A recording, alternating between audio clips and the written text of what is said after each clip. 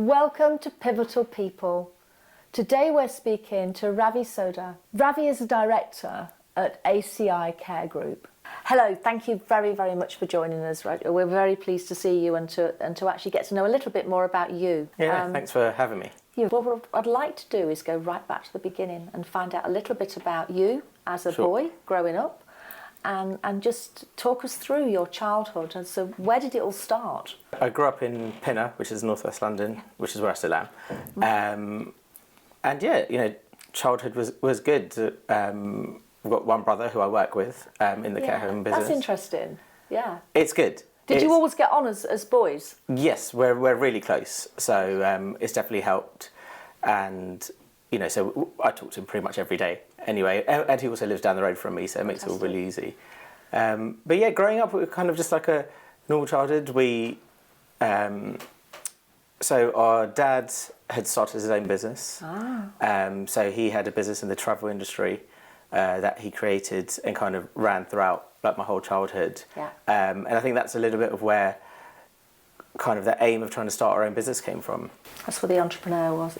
Yeah, I think it was hidden because I kind of, when I look back to my childhood, and I think going is what my parents taught both me and my brother was actually, look, do whatever you want. Yeah. Have fun, enjoy what you do. So obviously, when I think back to childhood, it was mainly based around sports and football, and then as I got older and started having to pick GCSE subjects and A-level subjects, it was always just based on, look, just do what you enjoy. Absolutely, yeah. And I kind of look back and say, actually didn't gear me up for any kind of job. So I went from going to university to study modern languages, just because I was good at them and I liked them. Yeah. Got to the end of my degree, didn't know what I wanted to do in life. So I was like, well, I like my politics module, so when I did a postgrad in European politics, all of which still just left me going, I don't know what I want to do in life. I went into the world of work, did bits and pieces and realised that actually what I'd learnt throughout my whole childhood was probably what I never wanted to do. I looked at my dad's business and I said, I never want to do that. I don't want to be sitting there evenings, weekends, where you're always on. I was like, I'd love to have a job where you do your job, it's great, and then you go home. But I realised that actually it was kind of been mentored throughout my life to focus on, no, actually run your own business, be in charge. Yeah. And it's only once me and my brother decided to go into business that I found that's what I actually enjoyed and that's what I thrived in.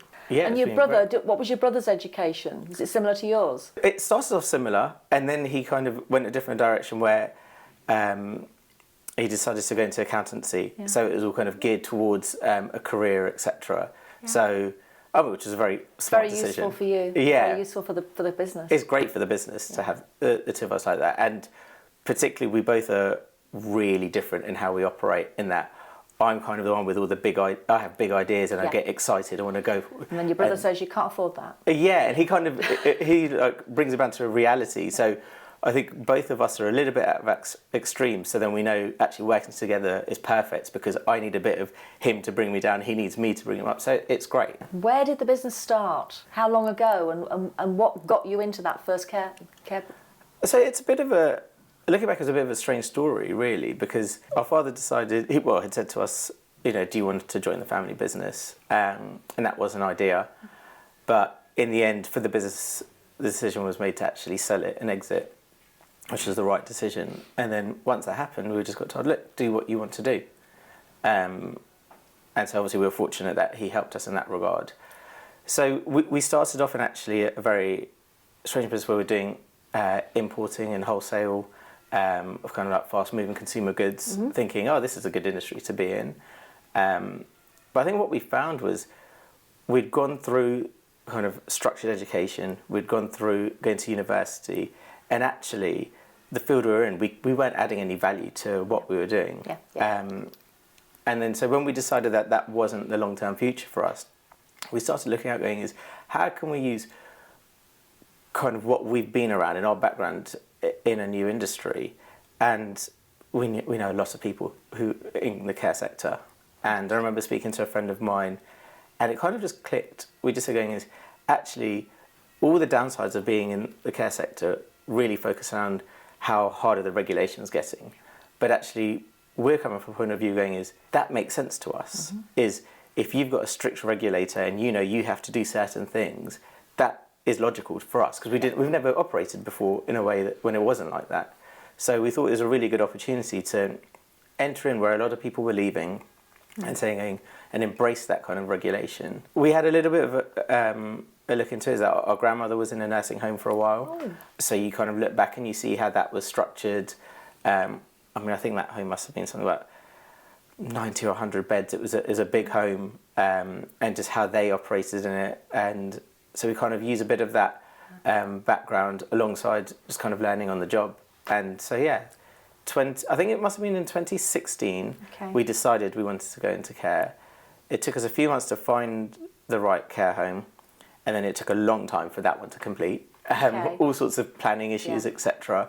So it's 2017 by the time we completed, and we took on a home that was rated requires improvement, and took it as our first project, which was great. I was heavily involved working alongside the manager and the team, and seeing what it was like. Obviously, the change when they had an older owner who was being part of that, and he was there day in day out. But for me, I live in London, and the home was down on the Kent coast. So working with it, actually realised what the right structure was. So it was great, and it just kind of kicked off from there. By the time COVID hit, 2 years later? 3 years later. 3 years later. So how many homes had you got at that point? So we completed on our third care home 3 weeks before COVID hit. Wow. Which was a tough time because we went into that care home, looked in, and that was, we knew it wasn't, but it was supposedly supposed to be rated good. Okay. And it was by the CQC at the time, but we already knew beforehand that it wasn't. But I went in and there was serious problems in there. And so just as you're getting your feet under the table, COVID hit, and actually, my daughter was born at the same time. Oh, so I had all of our care homes were saying to me, going, "Nope, you've got a newborn. I don't want you anywhere near this building." So it was really tough, trying to take on a new home that was we noticed was a big turnaround, and having COVID to deal with. It was And you're new to the industry. I mean, I was in the industry for nearly 30 years before COVID hit, so I knew normality. So it was quite, this was new. This is for you, I should think. Well, wasn't it new for everyone? I don't think anyone knew what was going on and how to deal with it. And it was really strange because I think we had, I want to say maybe about 9 months of where it was eerie because COVID was going on, everything in the world obviously was going crazy, but at the time our 3 care homes, in terms of on the business side of it, were operating quite well, and all until we hit Christmas and the Kent variant came out and just was devastating. So it was tough during COVID, but I think it was for everybody. It was, absolutely. And at least our business carried on. Yeah. It's not like lots of other businesses where they couldn't operate or anything like that. We kept going. So it was good. So when you've gone into a care home, have you retained the previous managers from the already been there, or had you created your own new managers? It was been different for each one. So with our first care home, this is still the same manager because it was Alison was great. She kind of wanted to learn to improve, to do everything, and has kind of really been part of that journey. And then we had from our second home where we did retain the same manager until she's now our operations manager. Oh, wow. So, which is fantastic. So then obviously we did have to change around. But then for the other 2, which were the larger turnarounds, there's been a lot of changes of managers. And then I think that's probably one of the biggest challenges is finding the right person and the right fit for us. And I think it's taken us some time to get to know exactly who we are as a company and how we operate and how we like our homes to run, to find somebody that matches those values. Because I think a big part of what we do is we kind of look at it as the sort of like hub and spoke method, where we have our central office, we have ways that we like to operate, but we want our homes to be independent. What we don't want to do is create a care home group where every single home is the same. So we want to because they're all in different regions. They've got different feel. So, and you've got to be kind of on your toes about, as your residents change, your home changes. Yeah. Then it's really important to not just have someone who can come in and do the job, but it's someone who understands those values and those ideals, and you can trust them to be able to operate how they want, but within the kind of guises of how you like to operate. So it's been really difficult. But I think, touch wood, right now we've got 4 very good managers settled in, and I think we're really where we want to be. Yeah, and I think it is the key post in a care home, isn't it? The getting the registered manager right, getting the correct registered manager. They are. Yeah, I suppose I'm biased. I've been a registered manager for many, many years. Okay, so going on from that, how do you see the future going for your organisation? Are you still growing? The aim is to grow. I think what we've done is look back and say, well, do we want to be known as those people that turn around troubled homes? And I think we're always going to do parts of that. But I think we don't just want to do that. So we're still looking at, turning around homes, but maybe in a different way. So I guess, society's changed. So things like ESG's become very important to us. And I think we've now kind of, across loads of discussions, kind of fallen upon what we want to do in terms of our ESG strategy, which is, I guess, is not necessarily the same as everybody else.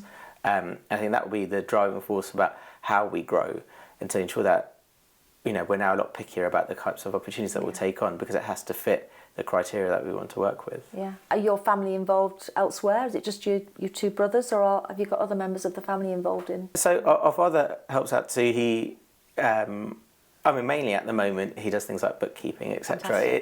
It's really good for him. So, in retirement, to still have bits and pieces to do. But I think, where the real value he adds in is, he created a business from scratch. He had, hundreds of employees. He knows, he's been through it all, and so he kind of helps and guides and advises us. So anytime we're thinking of anything, big changes is a really good sounding board.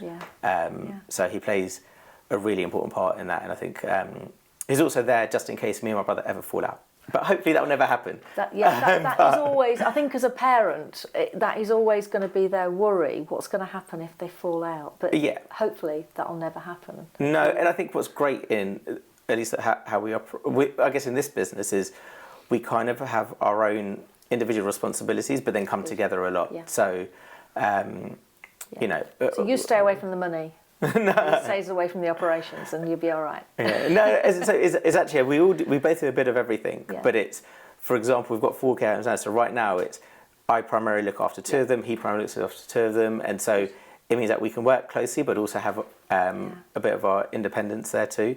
So.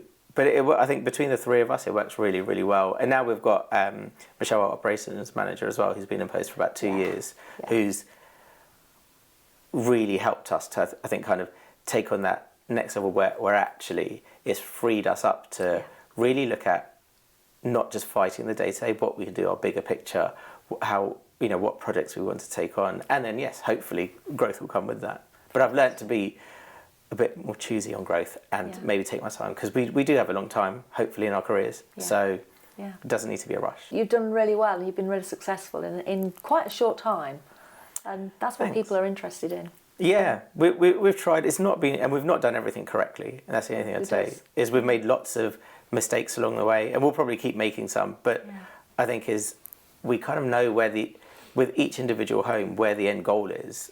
And it really helps you just kind of going, fine, made a mistake, but I keep going. You don't learn much when you do it right all the time, And that, I tell you what, that was our first 2 care homes. Is things went right a lot. It all was really smooth, and then so actually the ones where it hasn't been smooth has taught us so much about how we do things. Absolutely. Thank you. That's been really interesting. Thank you for talking to us. And that's all right. Keep up the great work. Great. Thank you. Thank you.